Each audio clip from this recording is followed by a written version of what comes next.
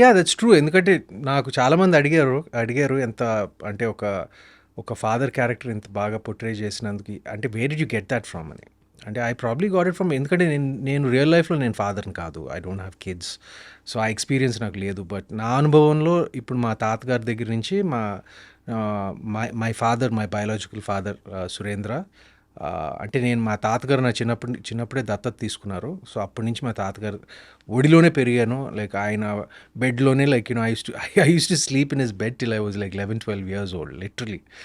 So I had a very tight connection with him.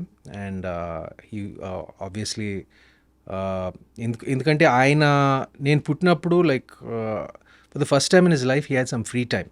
He had heart surgery.